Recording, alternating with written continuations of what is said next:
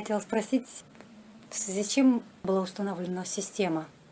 Решетка поставлена у него магическая. Он в прошлой жизни использовал свои способности для того, чтобы использовать кое-какие магические технологии, которые наносили вред. То есть он мог это использовать и для жизни, для той работы, которую он выполнял, а он использовал магию, чтобы добиваться своих целей, и это имело магический окрас. То есть он добивался с помощью магии тех результатов, для которых эта магия не предназначена, то есть некорректно это делать. Как бы приносил вред. Учитывая его статус, для него это была серьезная ошибка. Для людей, которые по статусу разумных, их очень быстро ограничивают в этом плане. У него была работа, на выполнение которой нужно было просто постараться и побольше работать. А он выбрал путь магии, с помощью черной магии решал вопросы, которые нужно было решать с помощью просто выполнения работы с помощью личных усилий. И потому в этой жизни ему сложно реализовать свой творческий талант, поскольку в прошлой жизни вместо того, чтобы его реализовывать, он направил его использование в что-то, что можно квалифицировать в той или иной степени как черную магию.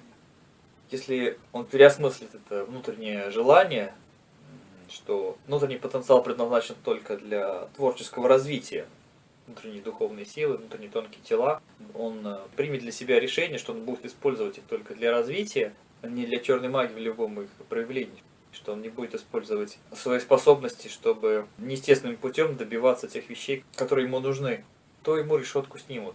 Если это рассматривать как какая-то кармическая вещь по черной магии, то эта вещь достаточно мягкая, поскольку она блокирует определенные его возможности, кое-чего мешает ему в жизни сделать, но фактически не создает его в жизни никаких явных трагедий, явных страданий. Потому что обычно за черную магию человек расплачивается очень конкретными вещами, и они достаточно болезненны. То есть для него это еще очень мягкий случай, поскольку он, хотя этим занимался, но не вышел за тот опасный предел, на который блоки уже они серьезно болезненные. Хотя он тоже от этого испытывает явный дискомфорт, и многие вещи ему не реализовать, хотя у него для этого есть потенциал. И он вынужден делать то, что он может делать, а не то, что он и может, и хочет делать. Ну, это вопрос его переосмысления. Вообще, в команду к вам будут приходить люди, у которых были такие разные специфические зацепки, прегрешения по черной магии. Просто есть люди, которые этим занимались жестко, целенаправленно, которые были безнравственные, либо которые использовали это как постоянный инструмент. А были те, кто прибегал к нему в определенных диапазонах для того, чтобы не выполнять ту работу, которую человек взялся на себя делать и делать может. Вы сказали, к вам будут приходить в команду. Вы имеете в виду в команду разумного человечества или в качестве людей, которые просят помощи? Те, кто будут приходить к вам в разумное человечество под разными причинами, это будут разные люди, постоянный процесс. Один из таких случаев, когда человек использовал свой потенциал не по назначению и в связи с этим себе заблокировал возможность в этой жизни создавать неприятности. Такие жесткие неприятности, но они очень значимо портят человеку жизнь. Что он от этого страдает, это видно. Что касается решетки, почему эту решетку нельзя так просто снять? Потому что это большая работа. Если он не осознал это, то ему решетку снять можно.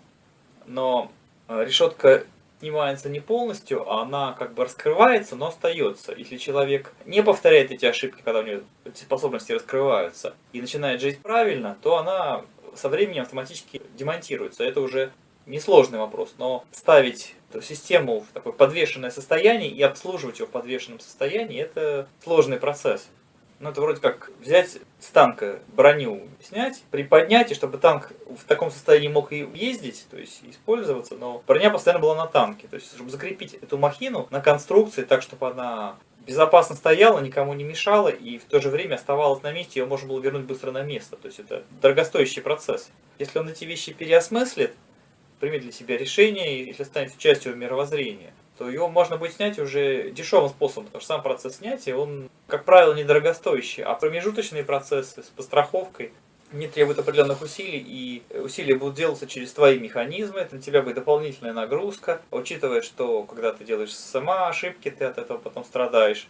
Если еще на это все наложится то, что будет у человека, то есть ты сама там будешь обращаться и спрашивать, почему со мной такое происходит. Будем вынуждены тебе сказать, что происходит в связи с этим. И ты будешь сомневаться, правильно ты сделала, что взяла на себя такую работу, такого человека, что взяла на себя обязанность снимания этих вещей, точнее, установка механизма в это промежуточное состояние.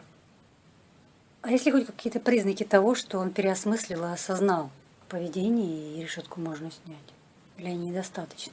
Первое и самое явное, что человек принимает решение, что он свои способности не будет использовать ни в каких формах, связанных с черной магией. Вот если он вступает в борьбу непосредственно с черным магом один на один, то это не рассматривается. Если он не сам нападает, а на него напали, и он защищается против черного мага, механизме черной магии, то есть это не связано с третьими людьми, а связано с борьбой двух человек. Это не воспринимается как жесткое нарушение. Это ваши личные разборки, вы ответите просто своей энергией, своей силой за это. А когда черная магия используется ради достижения решений, обычно результат такой, что тот результат, который нужен для выполнения работ, в должном качестве не делается, окружающие несут потери, и происходит проблема, которую со временем нужно решать. То есть это всегда связано с проблемами, с нарушениями.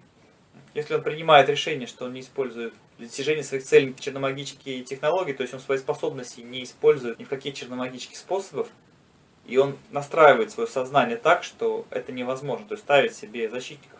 Искусственно можно поставить этих защитников. Если человек принимает решение осознанно, ему можно, например, поставить. Боится, что он подсознательно вдруг совершит что-то. Ему можно помочь с этим вопросом. Но так есть осознанно принятое твердое решение, то можно человеку помочь. Если его в принципе нет, либо человек сомневается, то сам процесс снятия полностью невозможен. Есть определенные правила корректности, потому что заново поставить что-то, это тоже дорогостоящая технология. И платить будет тот, кто взял на себя ответственность по съему. Если конструкция временная, то есть она зафиксирована еще в полевой структуре, то ее закрыть можно практически мгновенно, и это не требует особенных затрат. Все намерения, все человеческие цели, они подтверждается человеческими поступками. То, как человек думает, то, к чему стремится, что он делает. Но если человек принял решение, осознанное, сильное решение, то есть твердое, и оно становится частью его убеждений, то это показатель того, что человек борется, движется в нужном направлении. Ему можно помогать, ему можно делать послабление, ему можно что-то раскрывать, то есть давать ему дополнительные какие-то условия и возможности. Это возможно тогда, когда человек приходит лечиться, когда он приходит к профессиональному магу, к экстрасенсу, к тому человеку, кто по своей деятельности, по своим способностям может эту работу провести.